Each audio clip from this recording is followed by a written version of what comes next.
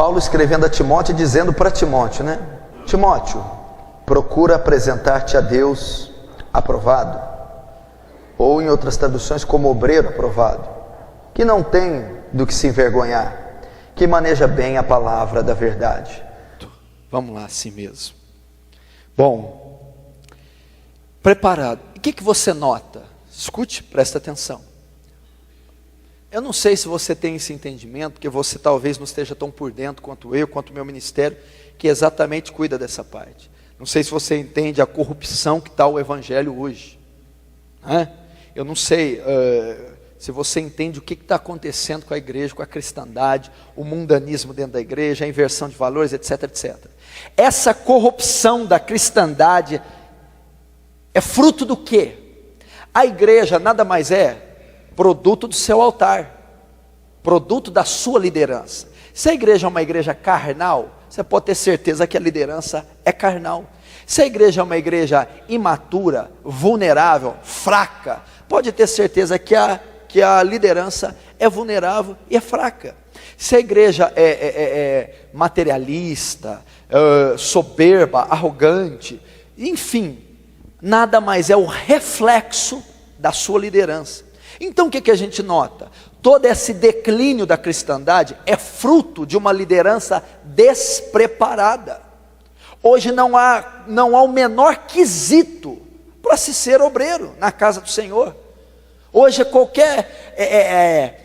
devido à urgência de se abrir trabalhos, e principalmente dessas igrejas que trabalham em redes, e elas querem se manifestar em todo o território nacional, e querem plantar igrejas rápido, parece que é uma concorrência, elas então, nessa sangria, nesse desejo de abrir igrejas, elas vão mandar obreiros, pastores, casais despreparados.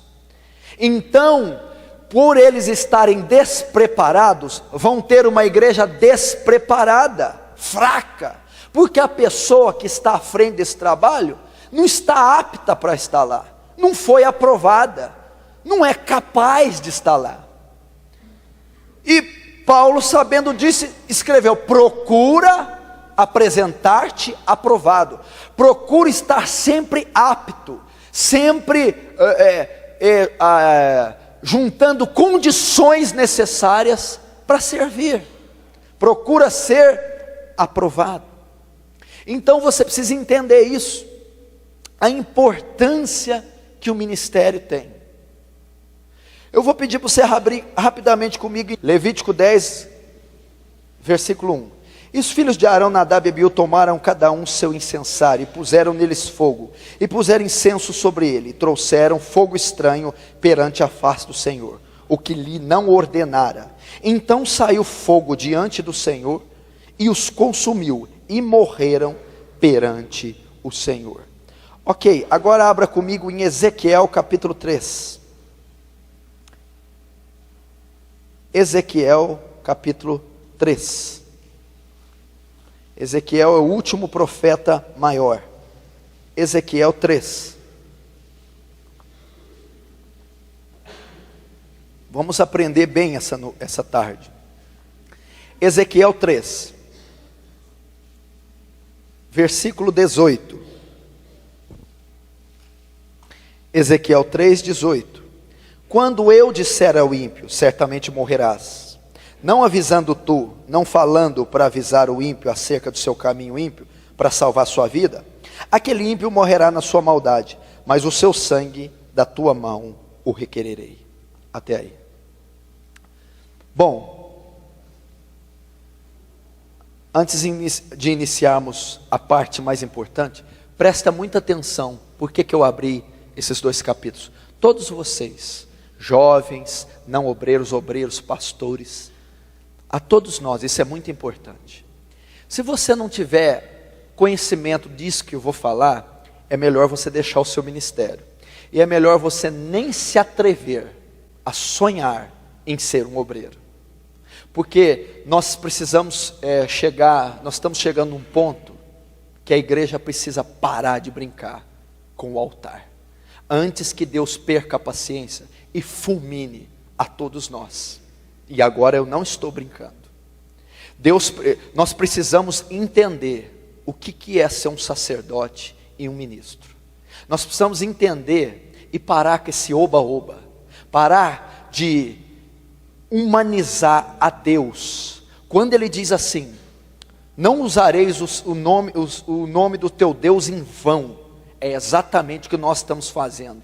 E usar o nome de Deus em vão não é fazer uma piada com o nome de Deus. É muito pobre essa interpretação. Usar o nome de Deus em vão é envolver Deus nas nossas ações carnais, projetos carnais, no nosso humanismo. Queremos submeter a Deus a nossa condição de pensar, de agir, de viver.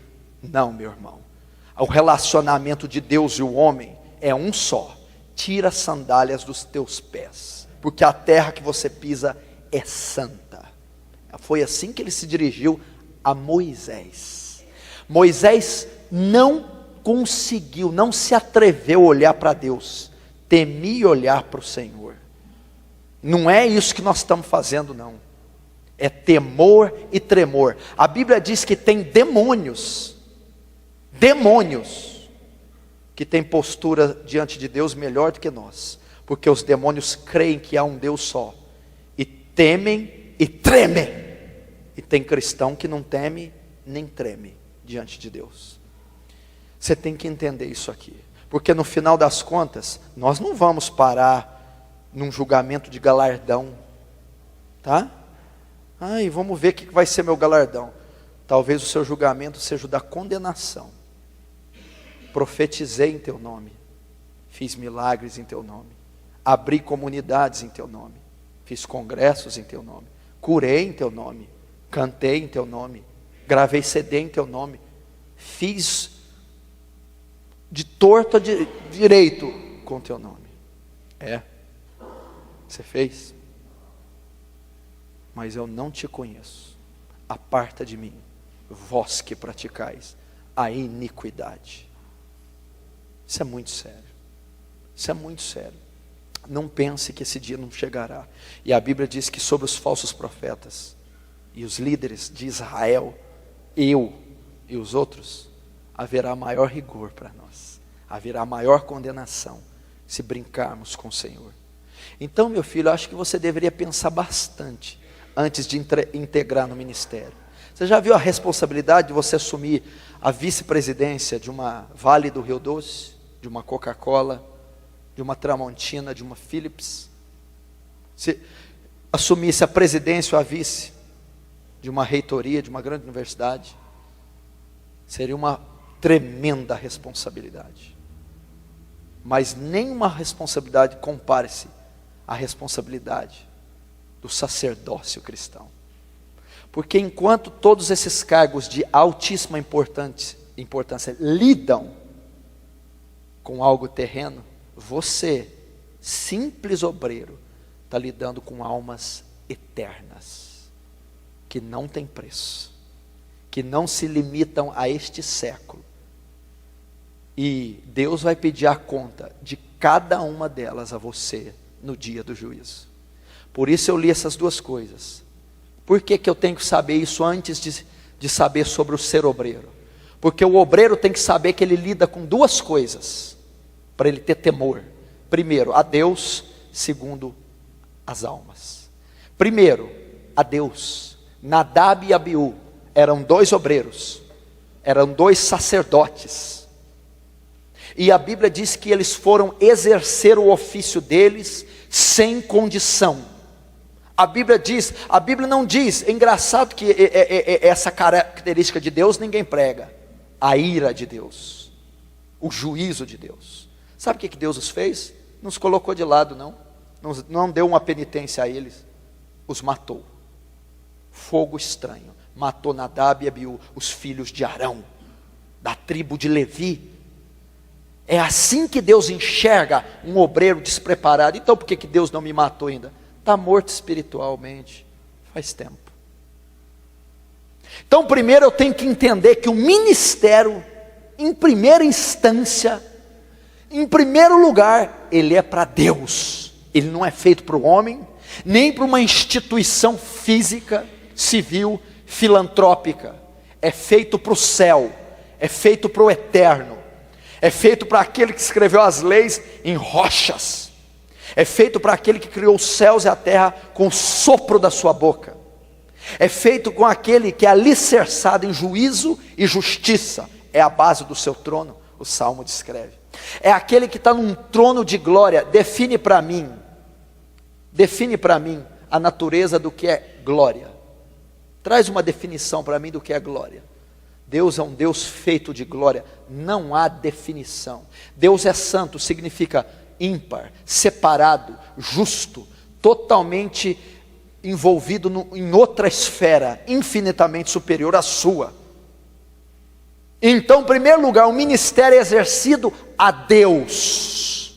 Deus, o Todo-Poderoso. O ministério não é feito para nós, igreja não é aberta para nós, o título não é para nós, não tem nada do homem quando diz respeito ao ministério, porque dele e por ele e para ele são todas as coisas. Glória, pois, a ele eternamente. Amém.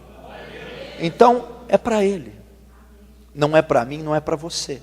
O púlpito não é uma vitrine, não é uma exibição do seu talento vocal, musical, teológico, escatológico. O púlpito é nada mais do que a referência de um altar, e você simplesmente é o sacrifício depositado nesse altar. Eu tenho que ter esse entendimento. Então é para ele. E quando eu sei que é para ele, já que eu exerço as minhas funções seculares com tamanha destreza, temor, pudor, reverência, que são feitas a homens, quanto mais exercer algo que é feito a Deus. Quando você se dirige a uma autoridade em Brasília, você não vai com qualquer roupa, senão você não é atendido. Você não usa qualquer vocabulário, senão você não é ouvido. Você não se pronuncia de qualquer maneira a uma autoridade, senão você imediatamente é despachado. Agora, por que com Deus você coloca qualquer roupa carnal, imunda? Por que com Deus você usa qualquer termo, ou não tem uma reverência para dirigir a palavra a ele? Daniel, quando dirigia a palavra, sabe o que ele dizia? A ti pertence a justiça, a nós a confusão de rosto. Não conseguia olhar para o céu. Agora você, obreiro, pastor, diácono, ou aquele que quer exercer o cargo, se não tem essa visão de Deus, não o sirva, não o sirva. Procure algo secular para fazer, contribui com a sociedade, com o governo, com a cidadania, mas com o céu não vai ter contribuição da sua parte. Moisés chegou lá escolhido, um homem que Deus tratava face a face. Você não está entendendo. Tira a sandália, você é uma criatura pecaminosa. Por mais que eu abunde em graça e misericórdia, você continua sendo o que é. Então essa é a relação. Então esses louvores falam, olha para mim, beija, me abraça. Isso é carnal, isso é antibíblico, antiteológico. Isso não existe. Isso não existe em hipótese alguma, jamais vai existir e não há como refutar. Deus não olha para ninguém como olha para uma mulher, olha para mim, me beija, isso não existe. Me abraça, quero sentir seu cheiro, colocar seus sapatos. Que conversa é essa? Que conversa é essa? Moisés não colocou os sapatos dele, não beijou ele. Que conversa é essa? Então essa é a visão de um Deus terrível. Por que eu vou dizer do terrível? Porque o de graça e misericórdia você está cansado de ouvir. Deus é amor em 1 João. Só que em Salmo 7, você já leu que Deus é um Deus que se ira todos os dias? Você já leu no Salmo 7 que ele já desembanhou sua espada e se o ímpio não se converter, ele vai matá-lo? Você já ouviu dizer que quem manda para o inferno não é Satanás? Não temeis quem mata o corpo. Antes, vou dizer a quem devais temer. Temei antes aquele que tem poder de fazer a alma perecer no inferno. É Deus que envia ao inferno. Você acha que o diabo vai mandar no inferno? Você acha que o diabo tem alguma coisa? O inferno foi criado para ele, para o suplício e a ira ser lançada sobre ele. Então o diabo está no mesmo âmbito dos sofredores. Sabe por que o inferno é terrível? Porque a ira do cordeiro será despejada nele. Apocalipse 14 diz que o inferno é terrível porque o cordeiro estará lá. Já parou para pensar?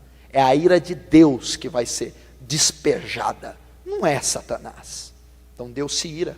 Deus ama, odeia o pecado, mas ama o pecador. Deus odeia o pecado e odeia o pecador também, porque Ele mata o pecador.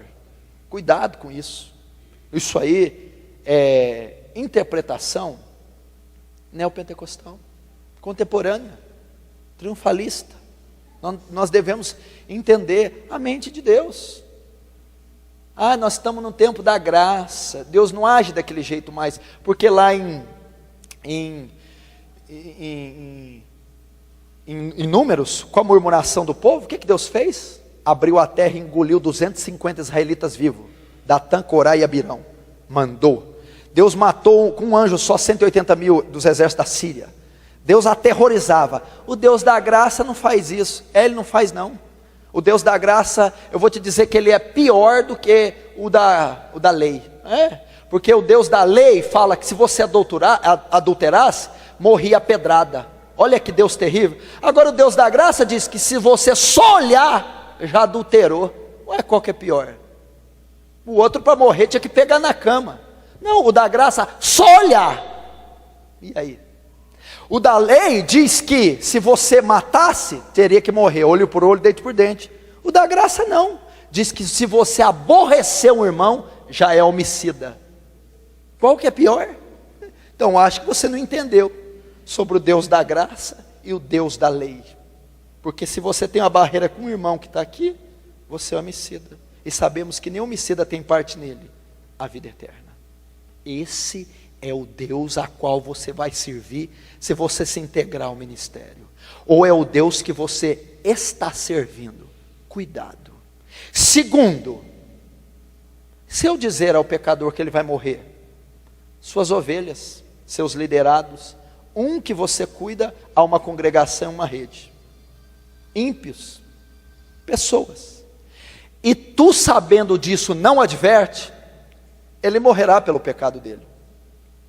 Mas o sangue dele, da tua mão requererei. O que eu aprendo aqui, antes de ser um obreiro? Primeiro, temor a um Deus terrível. De amor, sim. De misericórdia, de graça, sim. Mas de justiça e juízo. Segundo, eu estou trabalhando, não é com porcos, galinhas, automóveis, televisores, terrenos, condomínios. Eu estou trabalhando com criaturas eternas. Você já parou para pensar que você é um ser eterno? Você já parou para pensar que as pessoas que estão passando ali na rua, que eu vi agora, são eternas? Que os africanos são eternos, indianos são eternos, que todo ser desde Adão é eterno? O que significa? Você só tem um corpo mortal. A sua alma jamais se desfará, é eterna. E as pessoas às quais você vai lidar são eternas, ok? Então quando você canta para almas eternas, prega para almas eternas, aconselha, discipula, visita, evangeliza, faz qualquer coisa, toca o instrumento, almas eternas. E dependendo do seu descuido com as tais, você não vai perder elas por um acidente de trânsito, por um infarto ou um derrame. Você perderá-las para o inferno. E elas estarão por culpa sua, não por 1 milhão de anos, não por 10 milhões, não por 100 milhões, não por 1 bilhão de anos, nem 1 trilhão, nem 1 zilhão. Elas estarão para toda a eternidade. E o sangue delas cobrarei da sua mão. Então é muito sério o ministério. São almas eternas que nunca se desfarão. Então olha o cuidado que eu devo ter antes de exercer, ou se eu estou exercendo um ministério. Quantas que já passaram na nossa mão e já morreram? Quantas que já morreram sem Cristo? Quantas que se perderam por negligência, omissão, incompetência e responsabilidade nossa, e se morrerem nesse instante que estão lá servindo ao mundo e ao inferno, nós seremos os culpados.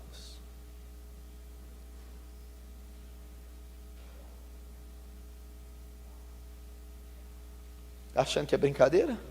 Deixa, vai assistir a televisão. Fica influenciado pelos programas evangélicos brasileiros. Fica influenciado. Você acha que aquilo é evangelho? Você acha que aquilo é método de ministrar louvor? Método de compor um louvor? Método de ser um instrumentista, um pastor? Uma campanha, uma cruzada é daquele jeito? Aquilo está ligado a marketing, merchandising, política, parlamento, maçonaria, popularidade, ramificação da placa. Não tem nada a ver com o evangelho de Jesus Cristo. Meu irmão, você não tem ideia, esses líderes, o que será o trono do julgamento para esses homens? Você não tem ideia. Deixa eu dizer algo aqui, está tenso, né? Tá forte, mas é para ser assim. Deixa eu dizer uma coisa aqui. Você acha que o julgamento de Adolf Hitler vai ser feio? Adolf Hitler foi responsável pela morte de 6 milhões de judeus. Mussolini, Stalin, Marx, Lenin, Joseph Mengele. Você acha que vão ser responsáveis? São os maiores assassinos que essa terra já teve. São as pessoas da pior espécie. Mas deixa eu te dizer uma coisa. O julgamento deles não vai ser tão árduo como o julgamento dos falsos líderes. Por quê? Porque esses aí só mataram corpos. Creio que Hitler levou muito judeu para o céu. Porque enquanto estavam nos campos de concentração sendo torturados, estavam clamando Yahvé. Estavam se arrependendo e clamando por misericórdia. Matou corpos. Agora esses líderes, diz ao pecador que está na profanação e luxúria, que ele deve continuar como está, enganando-o e mandando para o inferno. Então esses falsos líderes, enquanto Hitler matou milhões de corpos, esses aí estão matando milhões de almas. E aí? Ensinando um falso evangelho, uma falsa doutrina, um fogo estranho. Não queira, meu irmão, sonhar como vai ser o dia do julgamento para esses leões de chácara, para esses falsos obreiros e falsos apóstolos, porque eles vão dar conta de cada alma. Porque a Bíblia diz assim: ai daquele que fizer um só desses pequeninos se desviar do caminho, seria melhor que amarrasse uma pedra com uma corda no pescoço e lançado no fundo do mar. A palavra do Senhor diz isso. E eu tenho que ter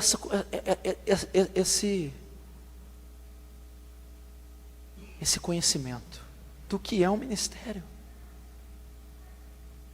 Antes de subir num púlpito, como é que está a minha vida? Quanto tempo você passou em oração para cantar? Para pregar? Para aconselhar? Quanto da Bíblia você estudou para ter princípio bíblico e não falar coisa da carne ou das ciências sociais? Como é que é? Passou a semana inteira vendo novela, TV, internet, paquerando, passando a mão. E depois foi louvar, ministrar, pregar, cantar. É o ministério de Nadab e Abiú. É o ministério de Nadab e Abiú. Olha a responsabilidade. E nós não podemos ser demais maduros para dizer: isso aí eu tenho ouvido desde que nasci. Talvez nunca ouviu desde que nasceu. Nós temos que ser inocentes, sinceros e puros como crianças. Porque eu tenho pregado o Brasil todo, tenho vivido um evangelho na medida do possível, verdadeiro. Mas toda vez que eu sou advertido pela palavra ou por um homem de Deus, eu me curvo e me dobro e reconheço a minha falha, seja quem for. Aí está a nobreza de um homem de Deus. Não está em dizer que sabe tudo, e sim de reconhecer quando não sabe, quando não tem condição, quando está em falta com Deus. Quando diz: tenho que rever minha vida, porque o meu ministério até hoje pode ter sido feno, palha, restolho, vai queimar pelo fogo. Não é pedra preciosa, não é ouro, está edificado sobre a areia. Então eu tenho que entender isso. Eu não posso servir por servir, ministrar por ministrar, fazer por fazer. Tem muita gente que quer servir porque tem boa vontade, tem muita gente que quer servir porque dá status, tem muita gente que quer servir porque há necessidade local, nós precisamos ajudar o pastor.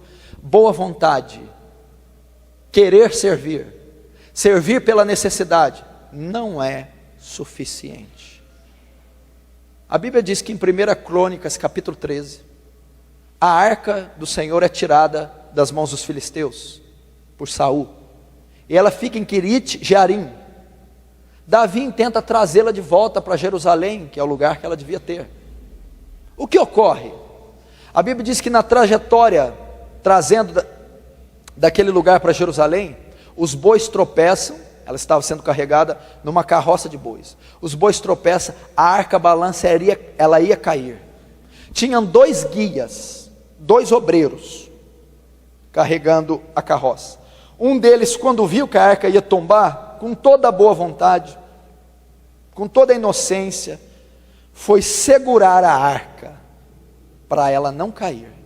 A Bíblia diz que quando ele tocou na arca, Deus o matou. Você está ouvindo o que Deus fez? A travessia da arca era uma necessidade. Os 2 guias eram 2 ministros, 2 obreiros. A arca ia balançar, ia cair. Olha a boa vontade do obreiro, era uma necessidade. Só que quando ele tocou, Deus disse: boa vontade, necessidade, qualquer outra coisa não é suficiente para me servir. O que Deus quis dizer? Foi Uzá que tocou, Deus o matou. Uzá, você não está preparado para esse ofício. Uzá, você não está capacitado para esse ofício. Uzá, você não está apto para me servir. Por quê? Primeiro, a arca só pode ser levada pelos levitas. Segundo, apenas por 2 varões de cada lado sobre os ombros do levita, não podia ser por carro. Ou seja, aquele obreiro não estava instruído, preparado, capacitado para exercer aquela função ministerial. Deus matou. Então não adianta você ter boa vontade, não adianta haver uma necessidade você servir, não adianta você querer ser popular, não se serve, não se agrega ao ministério, não se executa ele por esses fatores, e sim por estar preparado, capacitado, treinado, apto para tal ofício. É assim, é a regra que ele estabeleceu. Às vezes você vai achar ruim, endurecer o coração, ranger os dentes com Deus, o autor da lei, ranja os dentes com Ele que estabeleceu o princípio, e eu não posso quebrá-lo porque simplesmente eu não aceito, ou simplesmente porque eu vim de uma cultura que não ensina isso. Pois é, mas foi isso que ele ensinou. Timóteo, como obreiro aprovado, que não tem do que se envergonhar. Seu ministério é um motivo de vergonha? Se é uma vergonha para a causa, para Cristo, que maneja bem a palavra da verdade, se é instruído na escritura, ou só sabe João 3,16 e olha lá? É o que ele está dizendo. Então eu tenho que estar preparado. Pastor, mas desse jeito que você está falando, eu estou perdido, eu vou ter que começar tudo de novo. Comece. Porque não adianta você ter quantidade e você não ter qualidade. Então é preferível ter uma igreja com 1000, só com 1 salvo, ou uma igreja com 10 e 10 salvos? No final das contas, a igreja de 10 prevaleceu sobre a de 1000, porque tinha um pastorzinho humilde, apto, na frente dos 10.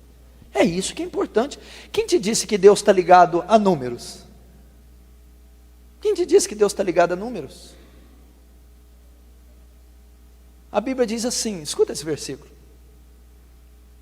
ainda que Israel seja como a areia do mar, só o remanescente será salvo. Porfiai por entrar na porta estreita, porque são poucos o que vão passar por ela. Jesus já profetizou 2000 anos, nem que você quiser, você muda essa profecia, nem que você chamar uma construtora para largar a porta, para tentar passar mais gente, não vai passar. São poucos os que passarão por ela. Ele não está ligado a números. Pare com a numerolatria. Eu preciso crescer, eu preciso. E essa numerolatria tem acabado com a igreja brasileira, porque todo mundo quer crescer, e estão como um rolo compressor passando por cima dos princípios bíblicos e teológicos. Então o obreiro tem que ter essa consciência, ele tem que estar preparado. Vejamos isso em Atos capítulo 6. Abra comigo em Atos 6.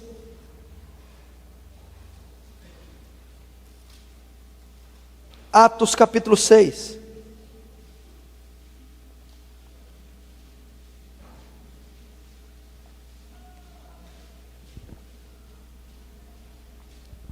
Vamos ver a mesma coisa que está acontecendo agora. Atos 6, versículo 1. Ora, naqueles dias, crescendo o número dos discípulos, houve uma murmuração dos gregos contra os hebreus, porque as suas viúvas eram desprezadas no ministério cotidiano. E os 12 apóstolos, convocando a multidão dos discípulos, disseram: não é razoável que deixamos a palavra de Deus e sirvamos às mesas. Escolhei, pois, irmãos, dentre vós, 7 varões de boa reputação, cheios do Espírito Santo e sabedoria, ao quais constituamos sobre este importante negócio. Mas nós perseveraremos na oração e no ministério da palavra. Até aí. Olhe para cá.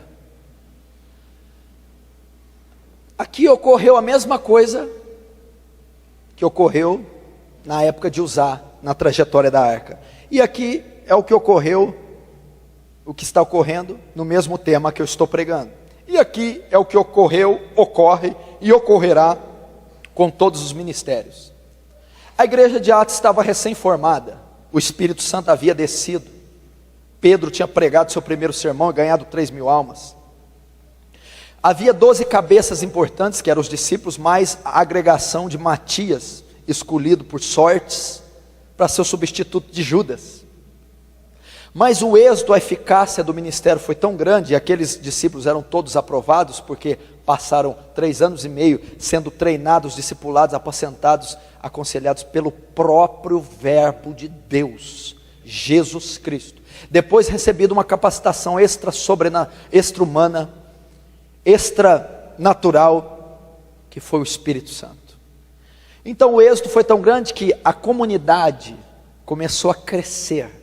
Então os convertidos precisavam ser apacentados. Houve um crescimento na igreja. E os obreiros principais não estavam sendo suficientes para cuidar da igreja. Então é como nessa igreja, por exemplo, suponhamos que tenha 200 membros, amanhã passa a ter 300 ou 400 membros. E só que ela vai ter o mesmo número de obreiros. Então o mesmo número de obreiros vai ter que se desdobrar para cuidar do dobro. E pode não conseguir. Então o pastor reúne, faz uma reunião e diz: precisamos de pelo menos mais 7 obreiros, que foi o que eles escolheram. Por quê? Porque o trabalho está grande. Ah, tudo bem, eu vou lá pegar os 7. Não, espera aí. Não pode ser qualquer um, não. Não pode ser qualquer 7. Tem que ser aprovados. Tem que ter um mínimo. Eu não estou dizendo que para ser qualquer ministério já precisa ser teólogo formado, homem de Deus. Não estou dizendo isso.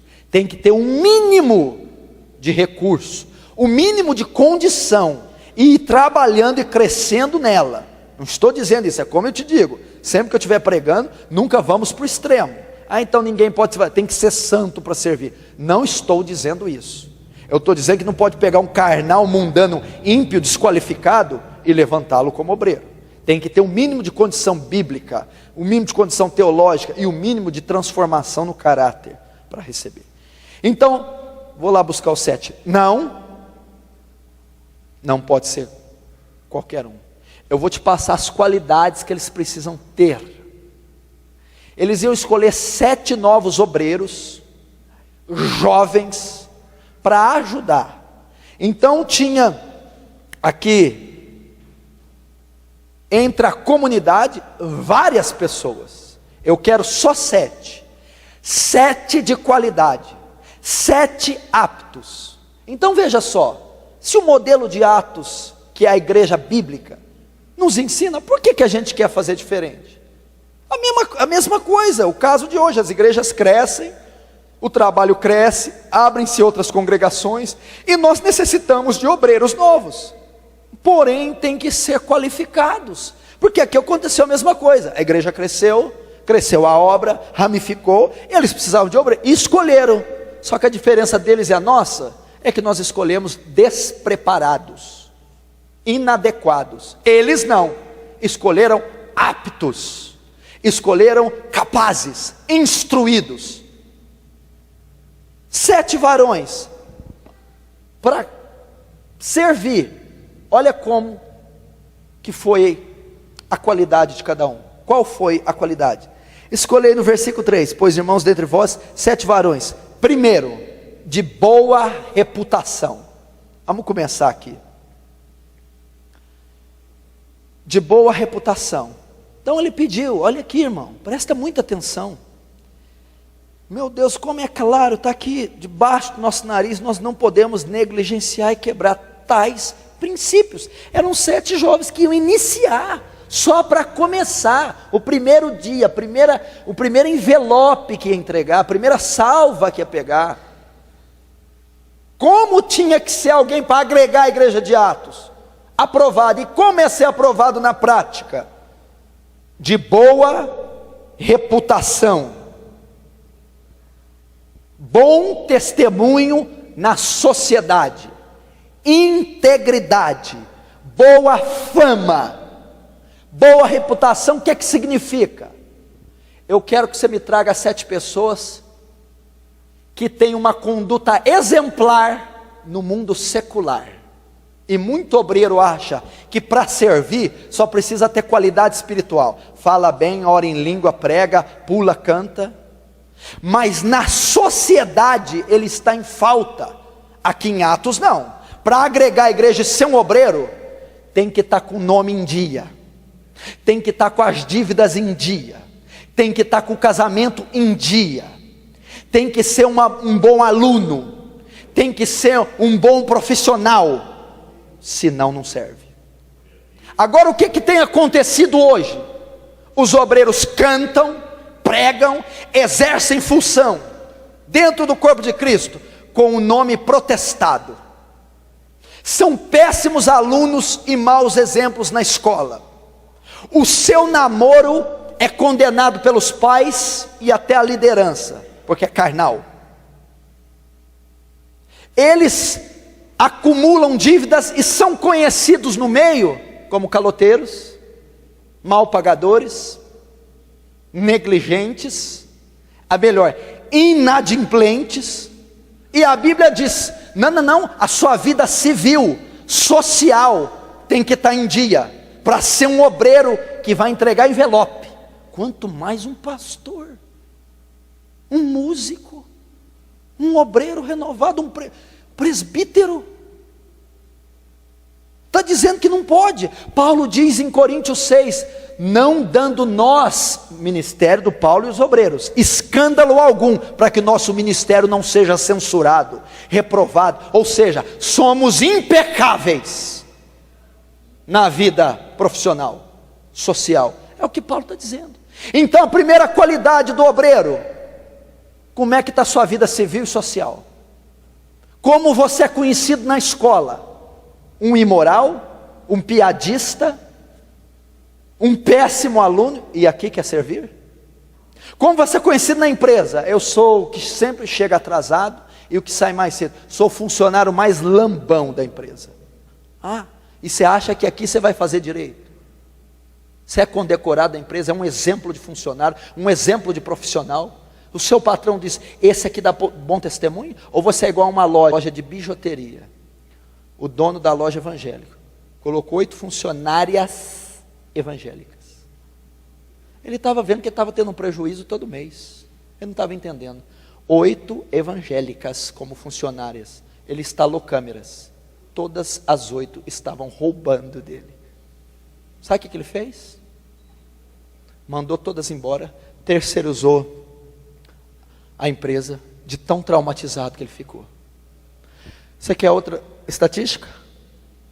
Um irmão do Rio Grande do Sul, com uma padaria, todos os funcionários evangélicos, a padaria estava quebrando, estava tendo problema, instalou o sistema de câmera, os evangélicos estavam roubando. Sabe o que ele fez? mandou todos embora e colocou todos espíritas. A padaria nunca funcionou como está funcionando agora. Eu não estou dizendo de conto, estou dizendo de fato. Você quer fazer parte dessa estatística?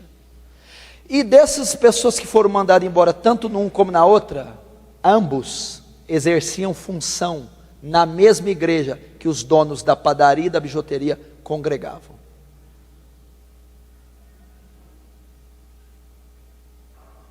Como é que ficamos? É ruim dar glória agora, né?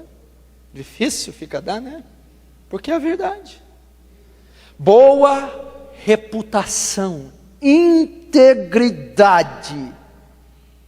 Você não é um homem de Deus aqui, é lá no quarto. Espreme o teu filho, o que você tem para dizer do teu pai? Ali que nós vamos saber. Espreme a tua esposa, como é que é esse marido aí? Como é que é a reputação dele nesse lar? Ele cumpre os votos como marido, os votos como pai? Não. Quem não cuida da sua casa e os da sua família, negou a fé e é pior do que infiel. Se ele não cuida bem da família, como vai cuidar da casa do Senhor? Olha aqui, ó. Não tem jeito. Não, mas eu quero servir, eu tenho um chamado. Você pode servir, conserta a tua retaguarda primeiro.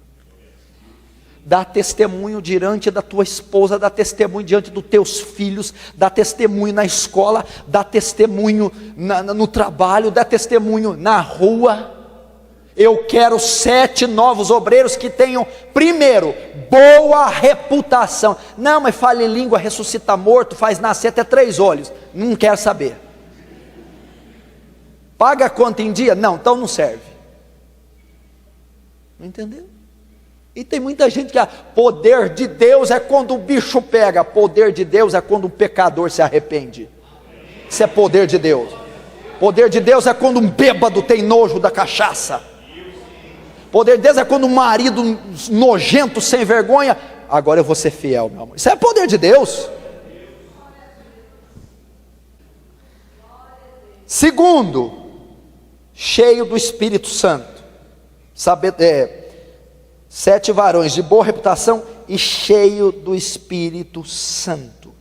Palavra para o original aqui quer dizer capacitação sobre-humana. Por que ele perde esse requisito para um obreiro? Porque ele está dizendo simples e claro para você entender. A obra de Deus, ela não é feita de maneira natural, e sim sobrenatural. Paulo aos Coríntios diz assim: o meu ministério não consiste em palavras de sabedoria e persuasão humana.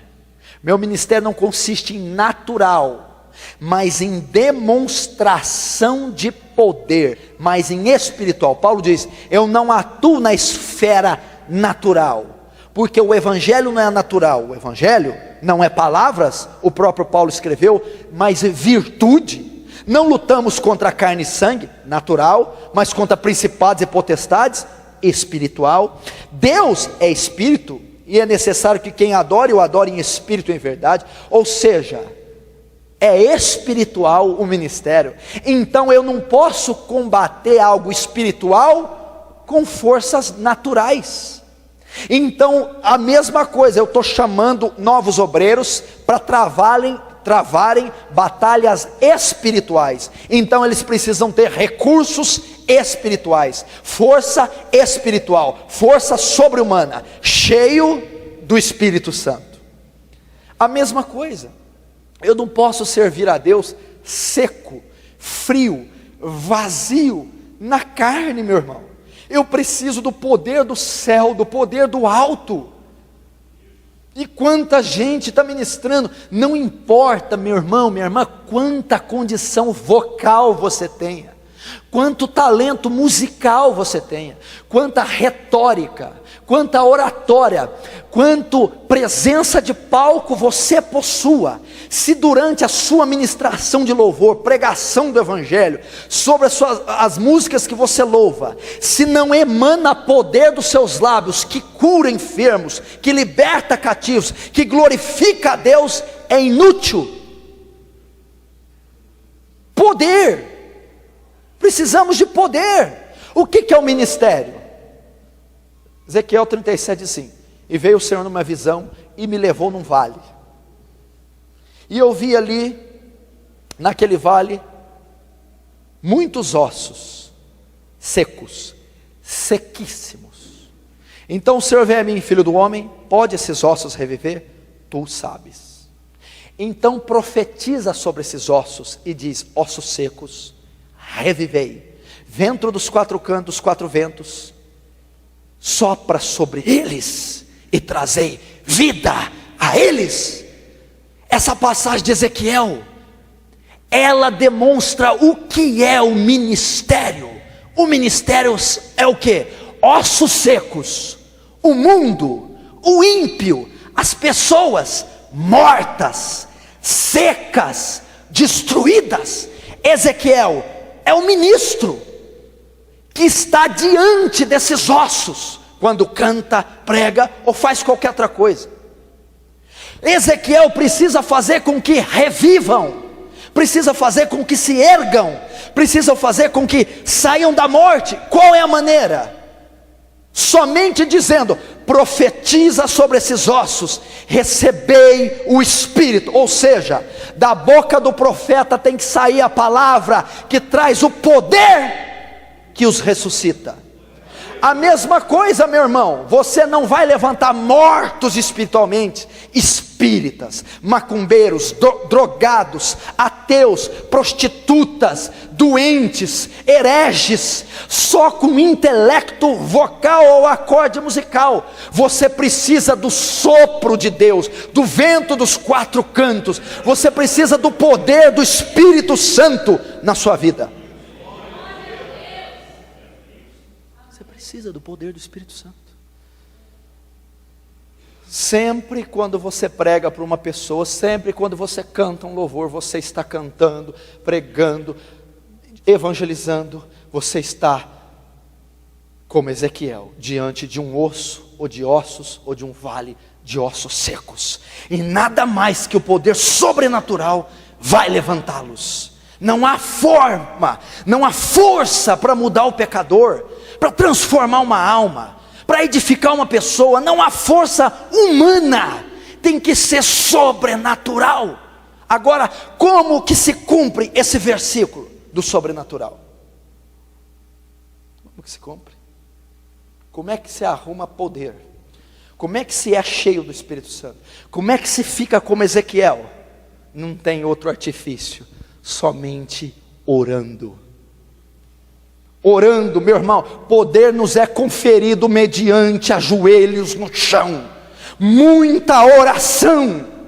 Você quer entrar para o ministério, jovem? Você quer ser um profeta? Você quer ser um grande homem de Deus, mulher de Deus, seja na música ou na palavra? Comece então a aprender a sangrar seus joelhos.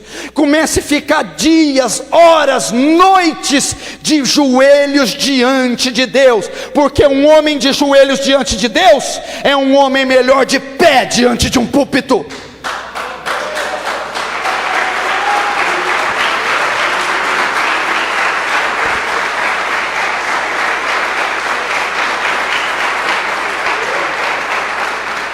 Vamos aprender a orar, meu irmão.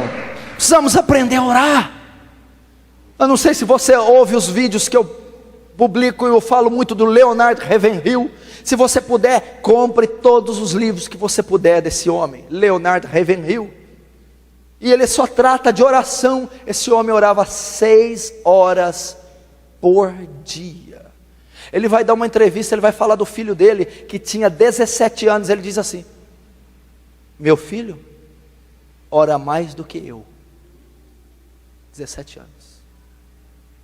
Você que é jovem, quanto tempo passa na frente do videogame e orando? Quanto tempo passa na frente da internet e orando? Quanto tempo passa na frente da TV e orando? Então vamos juntar ali 2 de TV, 2 de internet e 2 de videogame. 6. Deu as horas que o Ravenhill ora. Trate de trazer calos aos seus joelhos. Pastor, diácono, presbítero, obreiro que não ora, devia ser tirado do ministério. Eu vou dizer uma coisa: a batalha espiritual, a luta desse último tempo, estamos no fim. O poder do inferno é tão forte, o pecado está agindo de tamanha consistência, que você não tem a menor chance sem oração. Você não tem a menor chance. Você vai cair nas menores tentações que vierem, você vai cair nos menores sofismas que vierem, você vai cair em qualquer laço mínimo que seja, vai entrar em propostas, vai entrar em nuvens negras, heresias, se comprometer, fazer alianças falsas, e vai cair num abismo sem volta, se você não tiver uma vida de oração. Esse negócio de orar só no culto, isso aí é pecado contra Deus. Esse negócio de orar só 10 minutos, isso aí é um pecado contra Deus. Temos que ensinar nossos filhos a ter vida de oração, primeiro com o nosso exemplo. Você que é ministro, você que é obreiro, quantas vezes o teu filho te pega orando no quarto? Quantas vezes ele acorda com a sua oração na madrugada? Quantas vezes ele vê: o meu pai é um homem de oração, a minha mãe é uma mulher de oração, eu não preciso ler algo sobre a oração, eu tenho um testemunho vivo na minha casa que ora todo dia.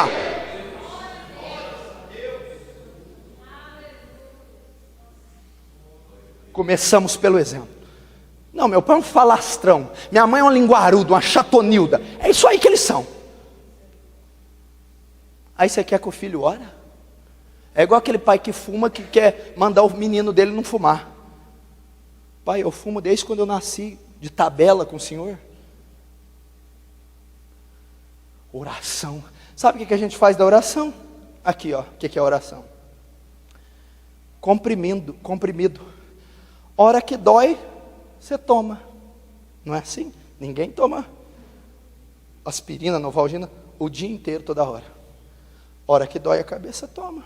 Hora que tem uma inflamação, toma um cataflã. É assim que temos feito da oração um remédio de emergência. Só usamos quando estamos em crise, e não temos um ministério da oração, um compromisso com a oração. Só vamos aos joelhos quando acontece uma tragédia, filho fica doente, problema financeiro, vamos orar e clamar. Mas como está tudo bem, tudo em dia pela correria, nós não oramos. A oração não pode ser um remédio, isso é blasfêmia contra Deus. Temos que ter responsabilidade, desenvolver um ministério da oração. Se um muçulmano entrar aqui, ele vai dar uma aula em nós vamos ser envergonhados. 5 vezes por dia, regularmente, meu irmão, ele dobra o seu joelho aonde ele estiver, com o rosto voltado para Meca, para adorar o seu Deus. Não tem comida, trânsito, não tem chuva que vai impedir ele de fazer isso. Agora o crente, o resto eu dou para Deus. Se der, eu oro hoje. 5 minutos para dormir. Você vai ser homem de Deus? Aonde? Talvez desse lixo que está aí fora, você pode ser chamado homem de Deus. Comparado com Moisés, Elias, Davi, Paulo, Eliseu, John Wesley, Martin Lutero, Jonathan Edwards, David Brainerd, você não será. Se você estudar história, vai lá de Gênesis e vem. Todos os homens eram de oração. Se você pegar os pais da igreja, os reformadores, os missionários, todos os homens da história eram homens de oração. Cheio do Espírito Santo, o Espírito Santo veio pela oração. E sabedoria. Sabedoria. Como assim? Sabedoria aqui, no original está sabedoria, maturidade, capacidade de tomar decisões. Um obreiro tem que ter vida reta na sociedade, poder sobrenatural, porque a obra que ele lida é sobrenatural, ok? Esse poder vem mediante a oração, não tem laboratório, nem injeção que dá poder do Espírito Santo, é sangue no joelho, e não é 20 minutos, meia hora que vai dar, trata de desenvolver. Pastor, eu não dou conta de orar 2 horas, vai aumentando 10 minutos a cada semana, que quando você vê, você já está orando 2, 3 horas. Porque se você pegasse, irmão, os cristãos antigos, pega 20, 30 anos atrás, aí você ia ver. Hoje, o que eu falei de manhã? Que hoje você vê um pastor, é um homem de negócio, 20, 30 anos, quem via sai correndo, tinha medo. É assustador ver um ministro antes, de tão consagrado que era, de tão sério que era.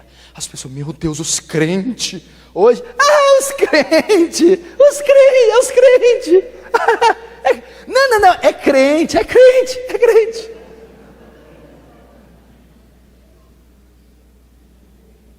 Qualquer coisa que acontece problema, quer ver que foi o crente?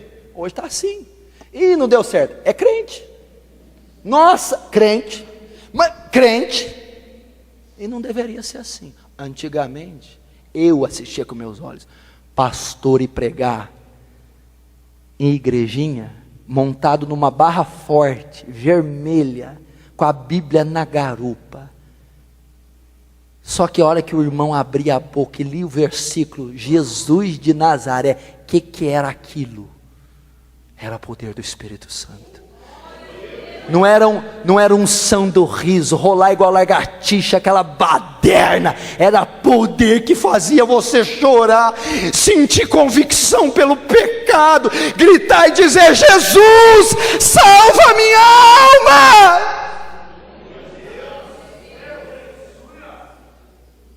Terceiro, sabedoria. O obreiro tem que ter condição, sabedoria, capacidade, destreza, habilidade. Meu irmão, tem cada panguão exercendo ministério que não sabe nem cortar a unha do pé. Quer ser obreiro?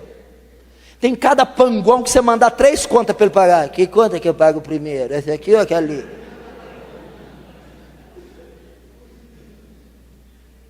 Sabe?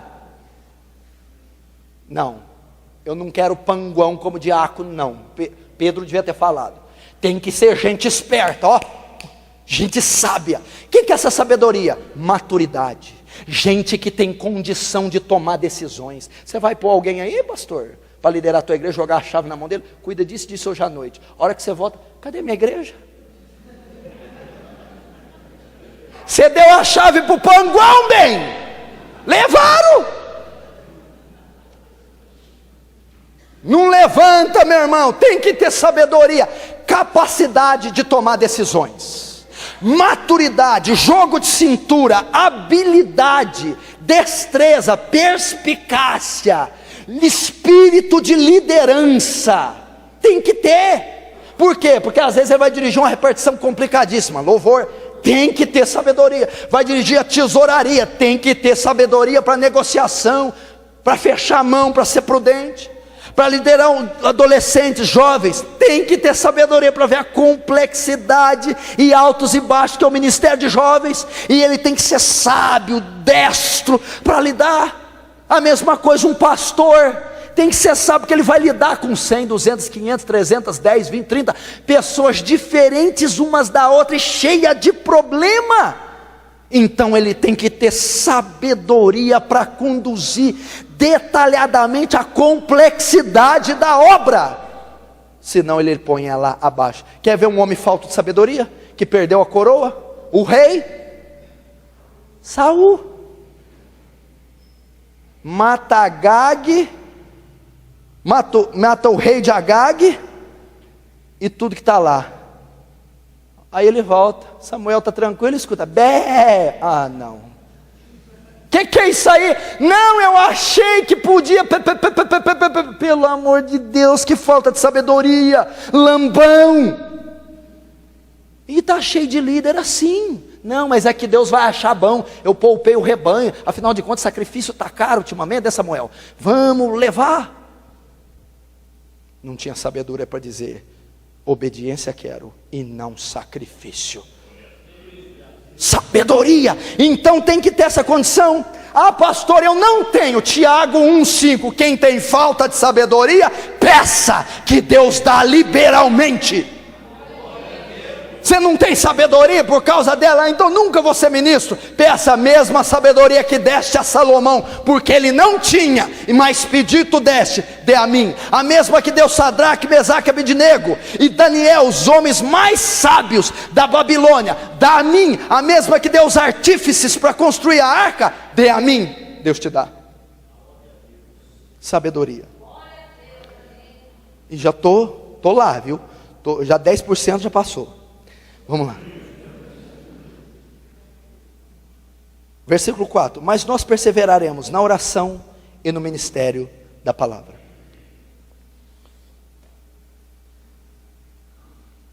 Vamos lá.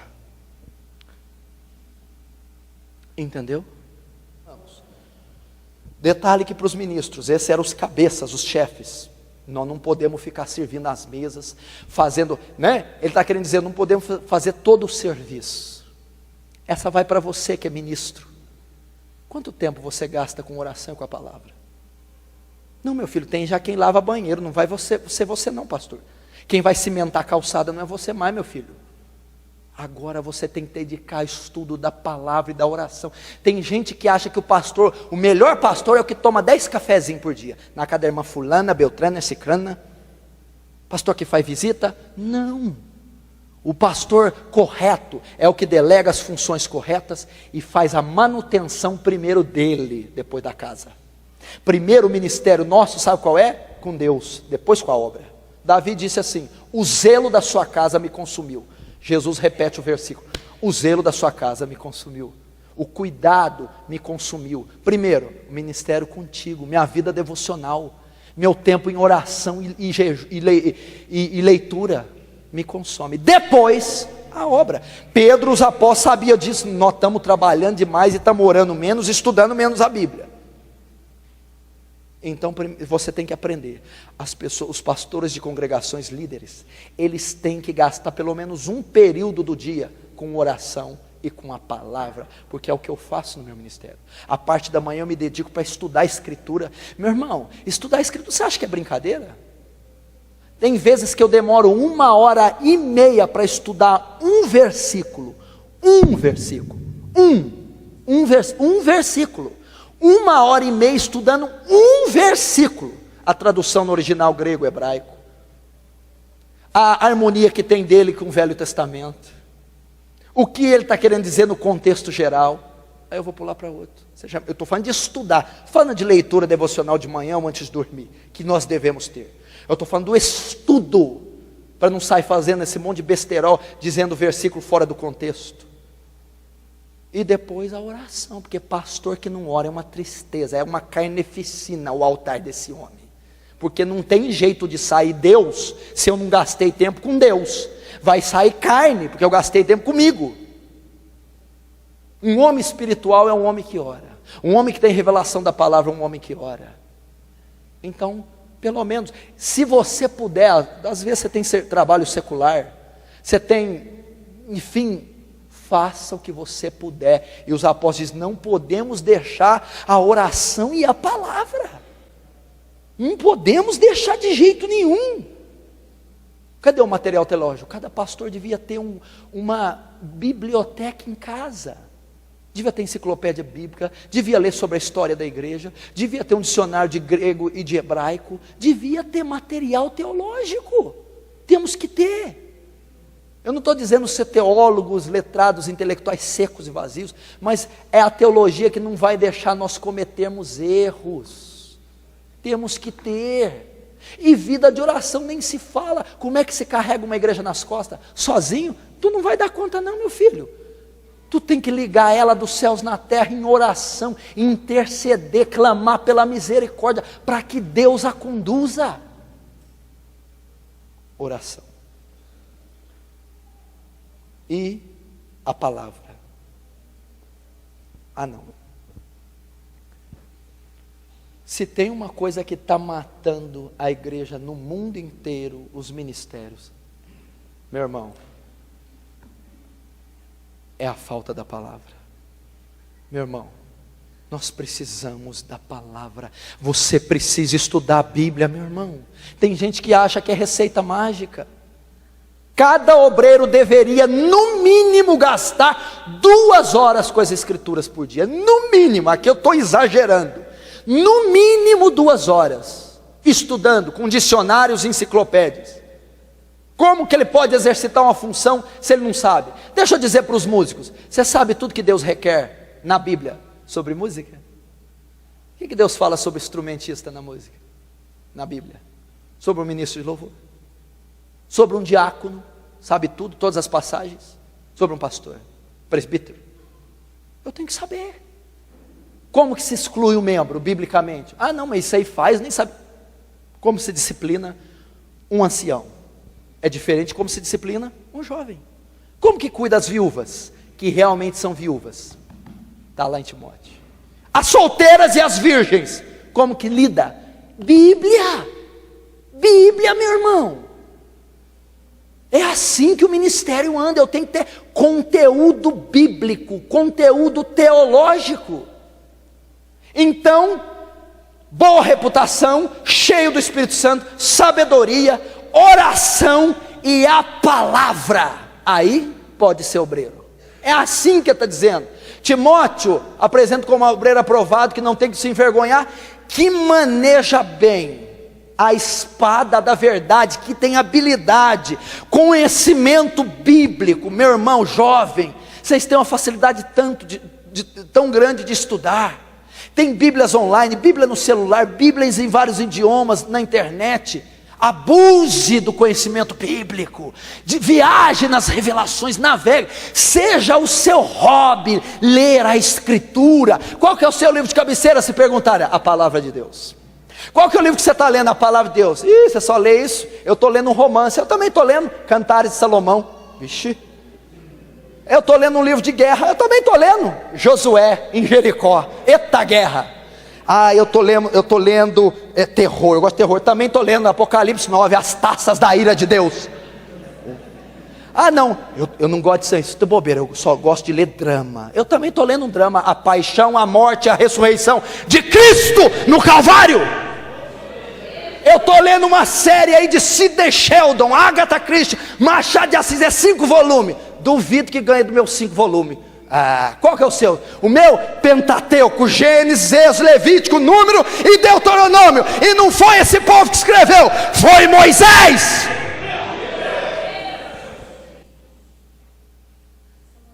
Começa a estudar a palavra a partir de hoje. Começa a ver. Se eu pedisse aqui para 20 pessoas falar o nome dos 12 apóstolos, será que falava? O nome das tribos de Israel, será que falava? A escalação do Corinthians e do Santos, do São Paulo, aí fala, né?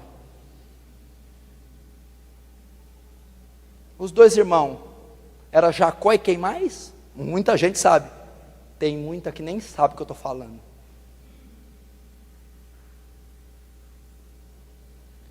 Se perguntar aqui, João 3,16, tem coragem de levantar e citar ali inteiro sem gaguejar? João 14,6, João 8,32, 8,36, é a base, é os básicos, está em para-choque de caminhão isso aí, gente. Quero pregar, não conhece Bíblia, vai pregar o quê? Vai pregar outra coisa, porque Bíblia não lê. Quem prega, prega a Bíblia. Ai, graças a Deus, quem canta não canta a Bíblia. O quê? O Salmo de Israel inteiro é a palavra, é canon.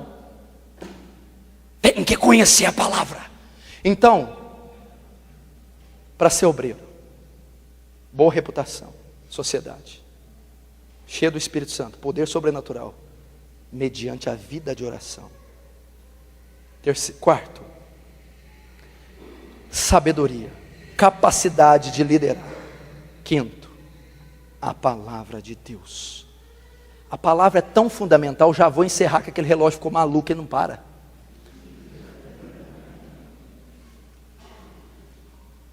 A palavra de Deus é tão fundamental, que sem ela você não faz nada. Mas como?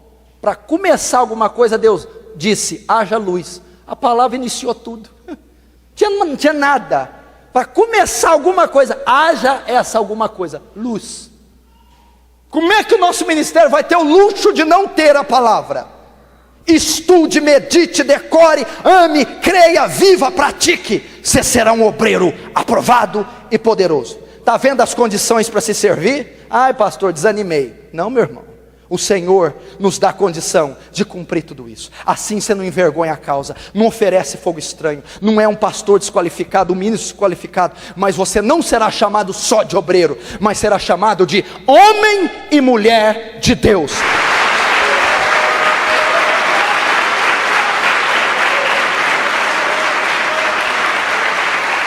Vamos ficar de pé.